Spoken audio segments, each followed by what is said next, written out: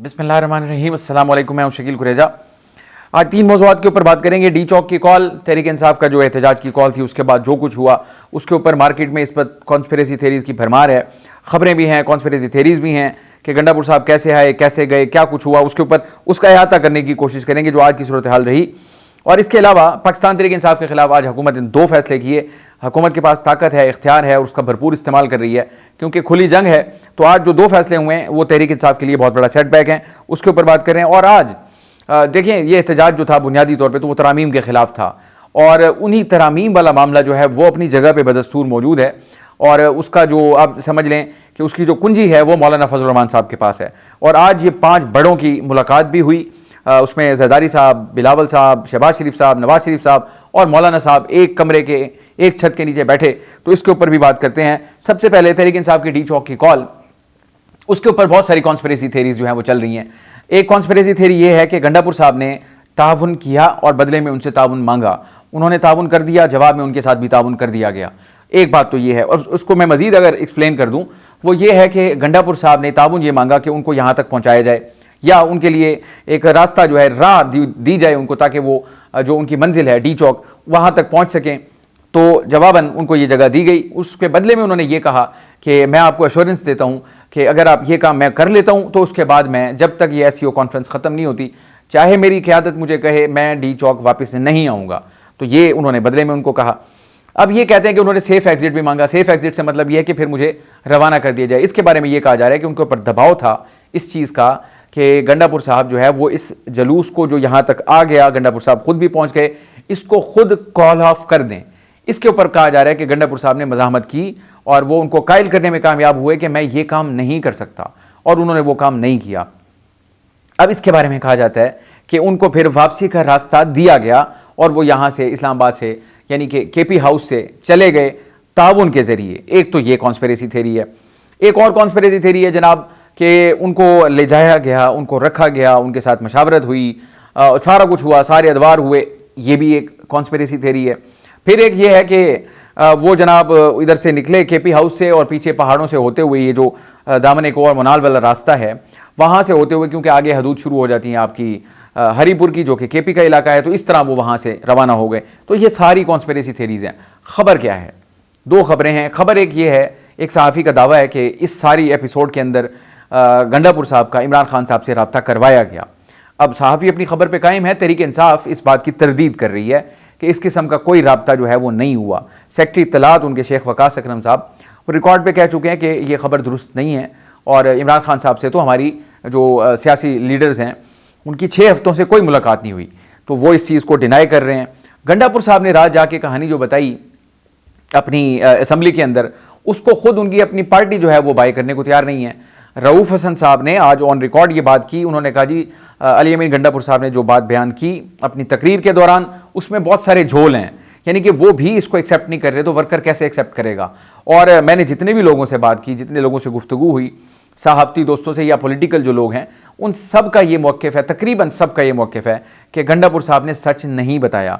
तो उनकी बात को क्यों कोई कबूल करने को तैयार नहीं है? उसकी वजह यह है कि उनका यहाँ तक आ जाना, फिर KP हाउस चले जाना, फिर वहाँ से निकल भी जाना, ये किसी को पता भी ना चलना।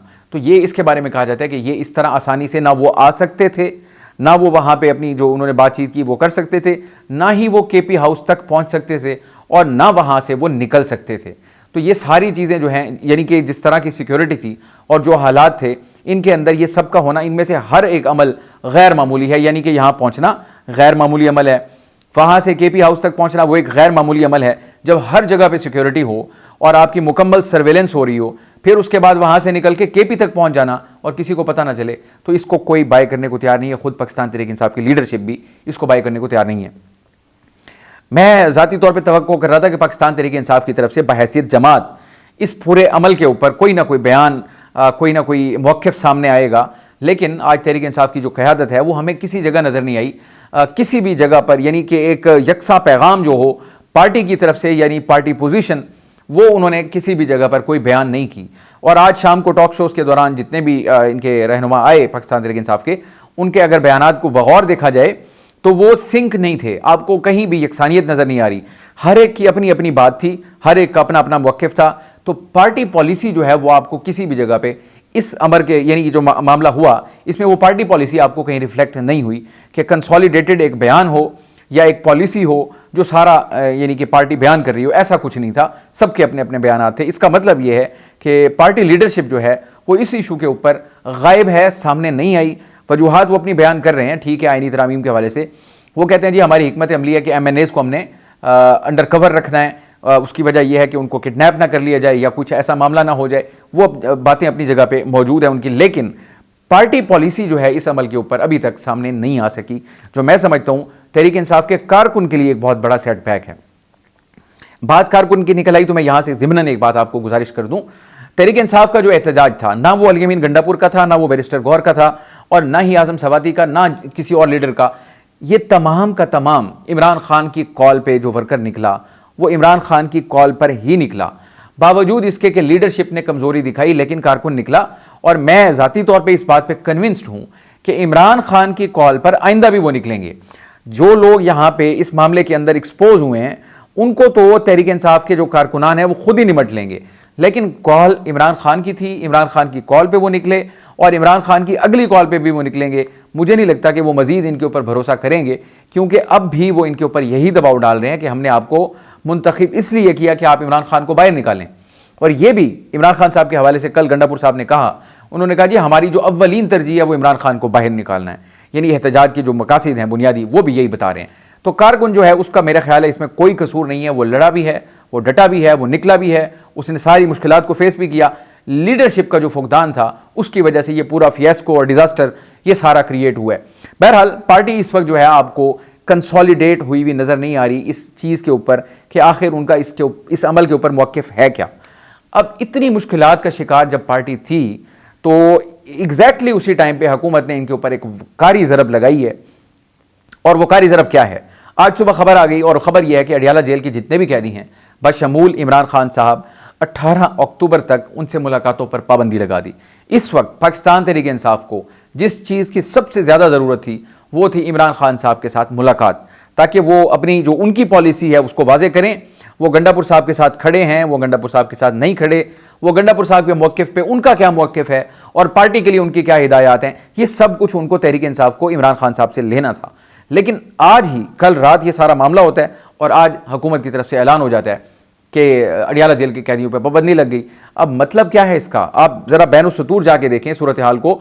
सूरत हाल ये है कि आईनी तरामीम सर पे खड़ी हैं, उन्होंने इमरान खान की तार काट दी। ये जो मामला हो गया उनको मिल मिला के किसी तरह उसको हैंडल कर लिया और आगे इमरान खान साहब से राब्ते की तार काट के पाकिस्तान तहरीक इंसाफ के आगे सवालिया निशानात लगा दिए गए हैं। मैं ज़ाती तौर पर नहीं समझता बैरिस्टर गौहर साहब हों, अली अमीन गंडापुर साहब हों या इवन कोई भी इनका स्टालवर्ट हो, बड़ा लीडर हो, कोई भी फैसला वो अपनी ज़ात में नहीं कर सकता इमरान खान साहब की मशावरत के बगैर। तो उस तार को हुकूमत ने इफेक्टिवली काट दिया। अब 18 अक्टूबर तक तो पाबंदी लगाई गई है, लेकिन किस्मत की सितम ज़रीफ़ी देख लें, फिर 18 अक्टूबर बन रही है फ्राइडे को और अगले 2 दिन वैसे छुट्टी है। इसका मतलब ये हुआ इफेक्टिवली इमरान खान साहब से जो मुलाकातों की पाबंदी है वो 20 अक्टूबर तक होगी। अब 20 अक्टूबर को तो बड़ा टाइम पड़ा है, कमो बेश 2 हफ्ते हैं ये। इन 2 हफ्तों के दौरान हुकूमत जो है वो वारदात भी डालना चाहती है अपनी, जो उनकी यानी कि आईनी तरामीम का मामला है जिसके ऊपर ये भौचाल खड़ा हुआ है। तहरीक इंसाफ का ये वाला एहतजाज जो था उसका बुनियादी मकसद तो यही था कि आईनी तरामीम नहीं होने देनी, उस वक्त तक आपने यहाँ पे बैठना है और अपोज करना है, रेजिस्ट करना है उसको। लेकिन इस अमल के दौरान उन्होंने इमरान खान साहब से तहरीक इंसाफ का राब्ता मुनक़ता कर दिया। तो ये हुकूमत के पास चूंकि इख्तियार है, उन्होंने अपने इख्तियार को इस्तेमाल करते हुए ये वाला एक कार्ड तो खेल दिया। दूसरा काम जो आज उन्होंने किया, दूसरा काम ये था कि KP हाउस ऑब्वियसली कल और परसों और तरसों ये 2 दिन यानी कि वो मैदान जंग बना रहा, आपके सामने है सारी सूरत हाल। और कल गंडापुर साहब ने अपनी तकरीर में सारी सूरत हाल बयान की, उसकी अंदर का जो अहवाल था उसको आज सील कर दिया गया इंतज़ामिया की जानिब से। अब आप अंदाज़ा लगाइए CDA ने उसके ऊपर क्या कहा जी, कवानीन की खिलाफ वर्जी करते हुए तामीरात की गई, इनको नोटिस भेजे गए, ये किया गया वो किया गया। ये मेलाफाइडी है, इसको कोई बाय नहीं करेगा, मुखालफिन भी बाय नहीं कर रहे। ये आप यानी कि हुकूमत की जानिब से एक और हथकंडा है उनको दबाने के लिए, क्योंकि इस वक्त तहरीक इंसाफ की जो टॉप टियर लीडरशिप है वो सारी के इस्लामाबाद में नहीं है। बैरिस्टर गौहर साहब खुद इसका एतराफ़ कर चुके हैं, उन्होंने कहा कि उनकी जो टॉप टियर लीडरशिप है वो इस्लामाबाद में मौजूद नहीं है, जिसकी वजह से आज जो ये ऑल पार्टीज़ कॉन्फ्रेंस बुलाई गई इसके फ़लस्तीन के मामले पे, इसलिए उन्होंने वहाँ पे शमूलियत इख्तियार नहीं की। उनको खतरात बहुत ज़्यादा हैं जिसकी वजह से वो यहाँ पे मौजूद नहीं है, ये उनका मौक़िफ़ है। तो पाकिस्तान तहरीक इंसाफ का जो एक इस वक्त यानी कि एक जाय पनाह आप उसको कह लें, केपी हाउस, उसको भी सील कर दिया गया। तो ये एक और हरबा है जो हुकूमत की जानिब से तहरीक इंसाफ के हवाले से इस्तेमाल किया गया। मतलब आप अगर आम दिनों में कर लेते, आपको इस वाक़े से पहले सीडीए को क्यों नहीं याद आया? इस वाक़े से पहले क्यों जाके ये मामला नहीं हुआ? जब ये वाक़या हुआ उसके कुछ ही घंटों के बाद अगर आप उसको सील करेंगे तो ये एक कानूनी अमल कम नजर आएगा और एक सियासी अमल ज्यादा नजर आएगा। तो ये एक सियासी अमल था, एक तरफ पाबंदी लगाई, दूसरी तरफ ये भी कर दिया। अब वहां आके अगर वो रह लेते थे या रहते थे या इजलास होते थे तो वो सारा कुछ जो है वो रास्ता बंद कर दिया गया, केपी हाउस को भी सील कर दिया गया। तो ये हुकूमत की जानिब से आज दो फैसले हुए जो पाकिस्तान तहरीक इंसाफ के हक में नहीं गए बल्कि उनके खिलाफ गए। आज बैरिस्टर सैफ साहब जो कि तर्जुमान हैं केपी हुकूमत के, उनका भी एक अजीब बयान आया, बड़ी मुश्किल में डाल दिया गंडापुर साहब की तकरीर ने। उनका यह बयान आया कि अली अमीन छुपे हुए नहीं थे बल्कि यह हिकमत अमली थी। अब गंडापुर साहब खुद जो कि सब्जेक्ट हैं वो ये कह रहे हैं कि मैं वहां पे मौजूद था केपी हाउस में और मैं जब वो हमला करने आते थे तो मैं उनको देख रहा था लेकिन वो मुझे देख नहीं पाते थे।